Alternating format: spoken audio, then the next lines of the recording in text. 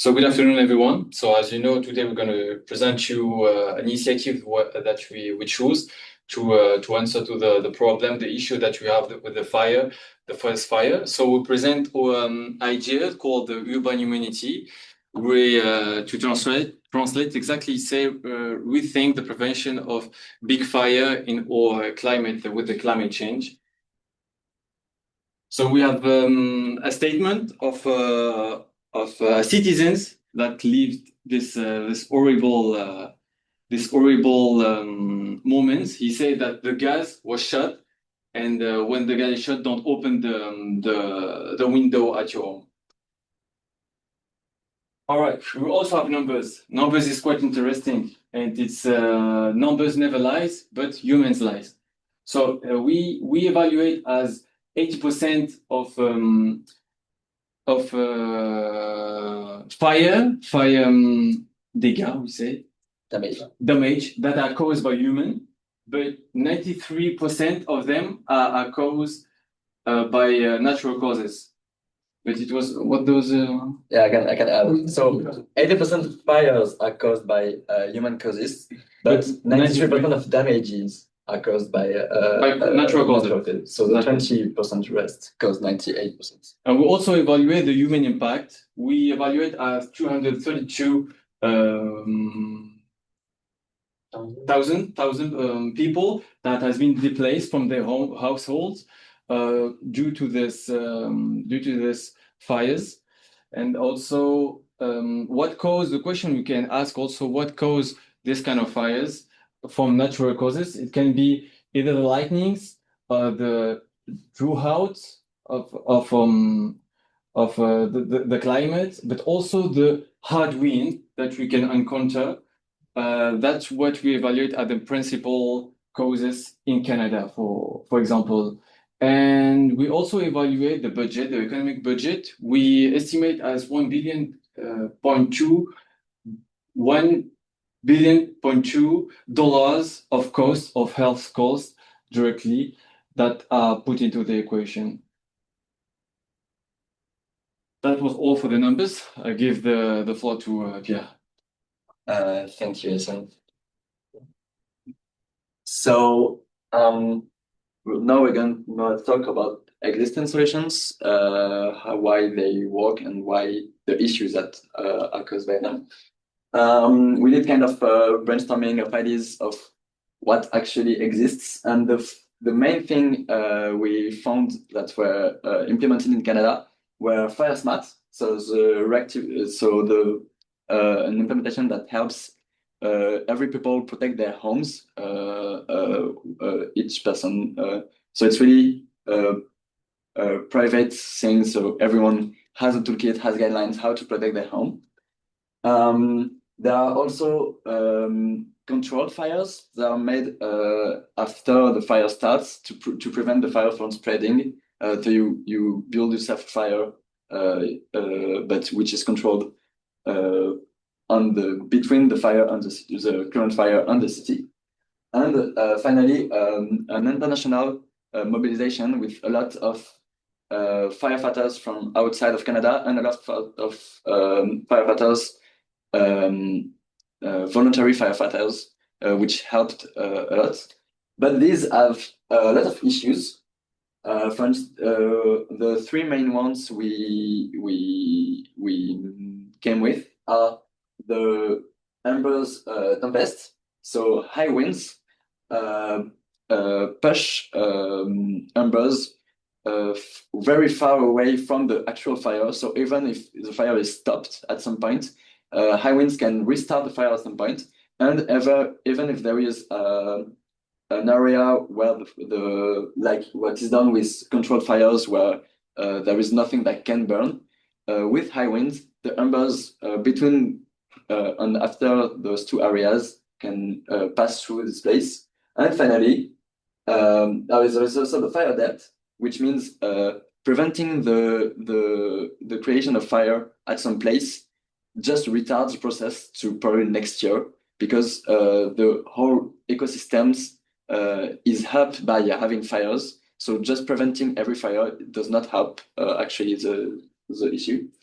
And finally, the lack of firefighters is really huge because after 2023, the Canadian government only trained 5,000 firefighters more, which is way less than needed.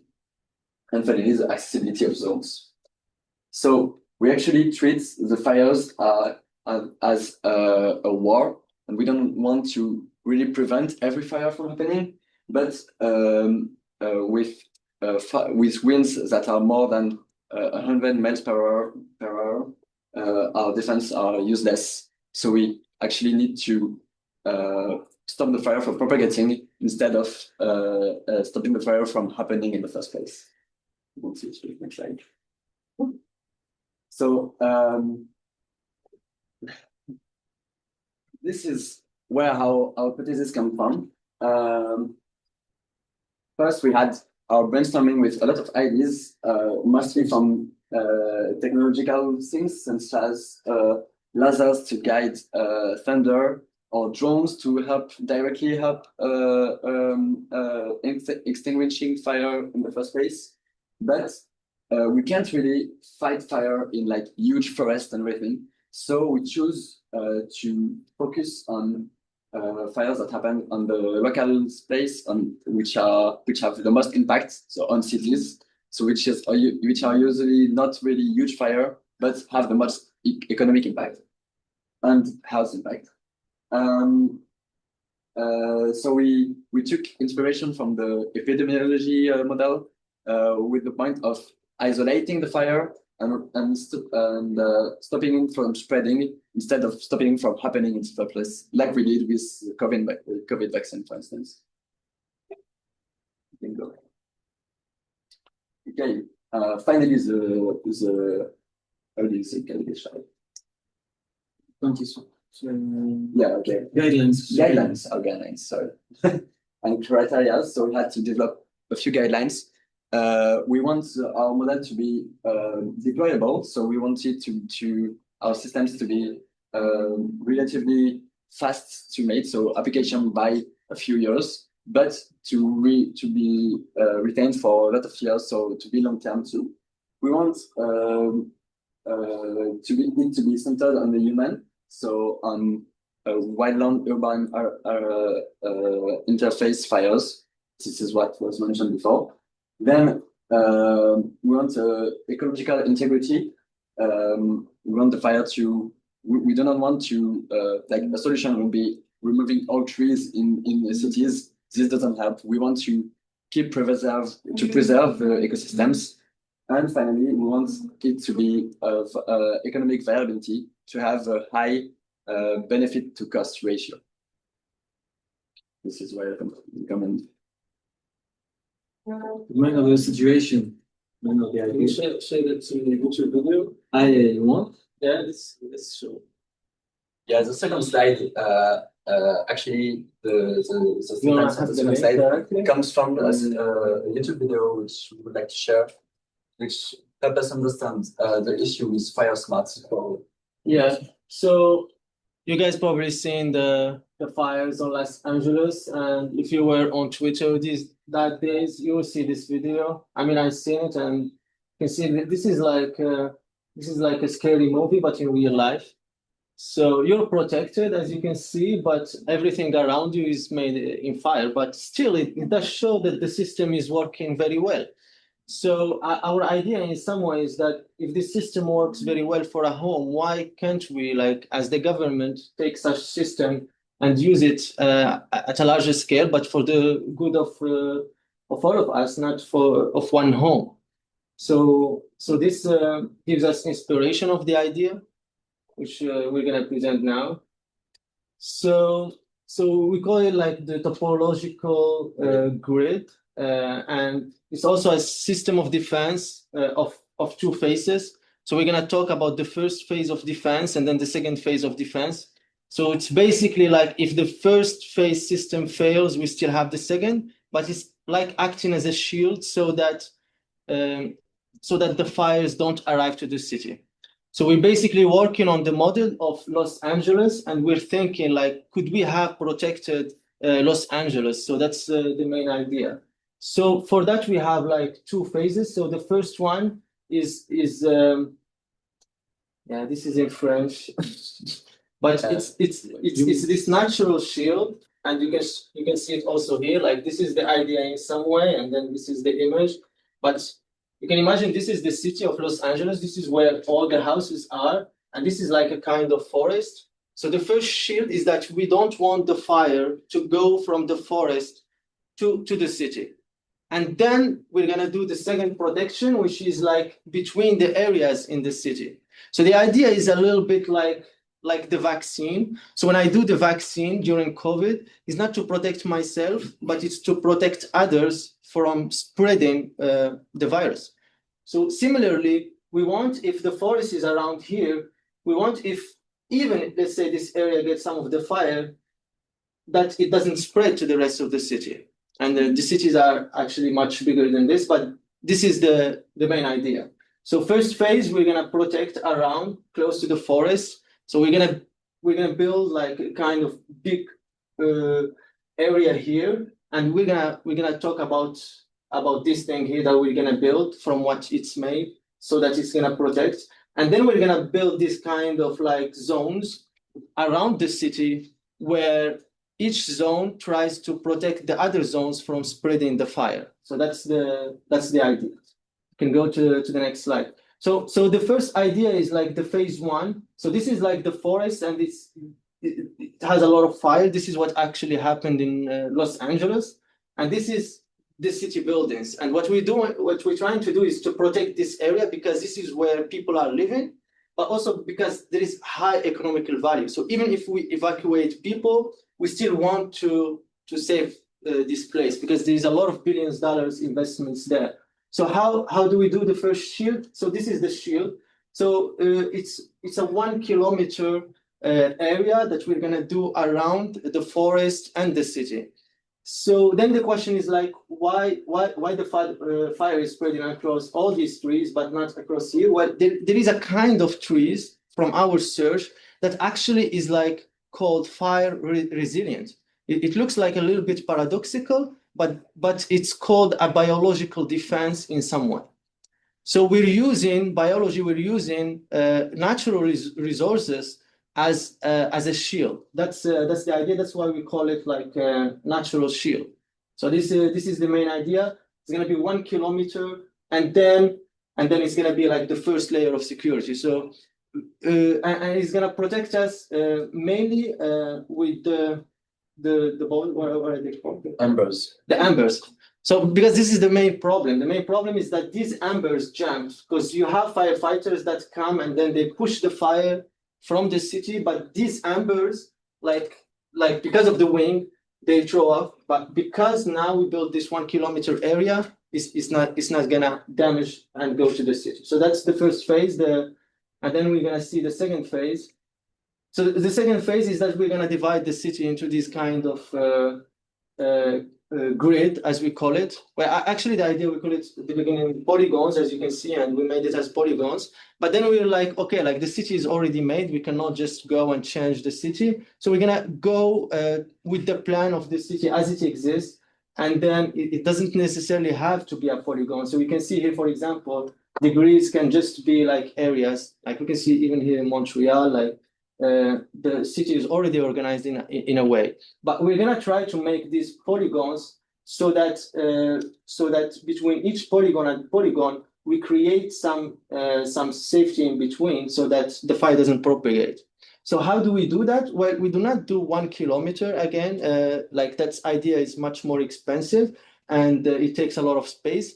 We're just gonna do less distance, but at the same time, we're gonna take inspiration from the smart home, as we've seen. So we're gonna take, so usually what they do is just basically to have a distance area where we make sure that fire can be stopped in that area.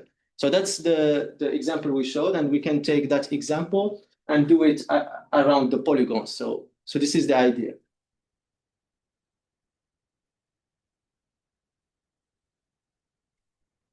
Yeah, I mean, this is again just another picture. This is the kind of space we can do between the polygons. It doesn't have to be 1 kilometer. you can do just this kind of trees again around the polygons, and it acts like a sponge. They call it like the sponge effect, which is basically absorbing this kind of Embers embers. I Without- always forget the name. without catching fire. Yeah, exactly. So, and it absorbs that kind of fire, because this is the big problem of Los Angeles is basically these embers fall and then they create fire. But this gonna act like sponge that's gonna absorb all that fire so that it doesn't spread. Same idea like a vaccine. So you're gonna get it, but you're not gonna spread it to people. So that's it. So far, what our solution involves the cities that are already built. So we adapt to the existing infrastructure, to the existing buildings and the roads. But we in our solution, we try to look further ahead. What's going to happen when we build more buildings or we build new communities? How can we optimize this process? So we thought about new things. Instead of adapting the city to be fireproof, we build a city already with the design in mind, so we can optimize the settings that we did with the grids and the barrier around the city. So a few ways to do that is how to build. So we can look at if there's been previous fires, we can look at how they've been spreading. There are models that we can use that can predict a little bit how fires are going to work, like computer models. So we can use that and see where are the bigger risks and try to build according to that. Another way to do that is to try to predict how the wind is going to affect the embers moving. So we can build the new buildings in ways that are going to either prevent the winds where we don't want them to be, or divert the winds and change them. So the way we do that is there are a few examples that we're gonna, for example, have different heights for the buildings that can stop the winds and change it. If all the buildings are the same height, usually wind tends to be there tends to be more wind. Another way to do that is to have the roads at a specific angles so that they don't become wind tunnels where that can bring the embers really far. So we can put them in the angle that's optimized. As well, we want to make them wider if we can, so that there's less risk of the embers or the fires crossing the road, basically. And of course, and also the materials we use obviously is important. And the density of the buildings, of course, is very important. And also we can decide where we want to put our critical infrastructures. Let's say we want our schools to be more protected. Maybe we can try to put them in a safer, less risky zone. Yeah, it's legit. So yeah, there's something that's a bit about that. No, it's just about how we did our work.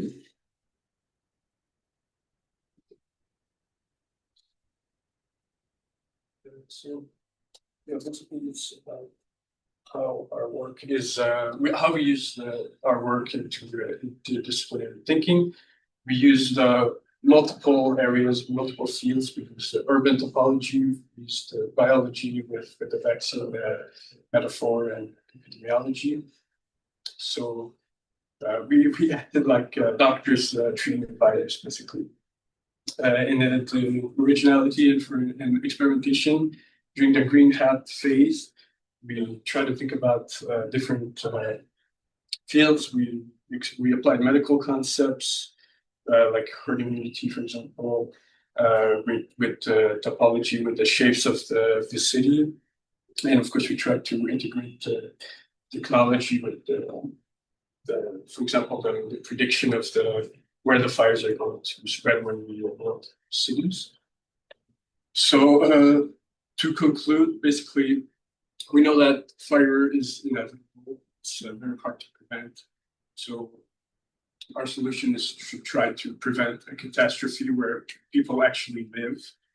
So we don't try to fight nature, we just try to prevent it from destroying our communities. Thank you.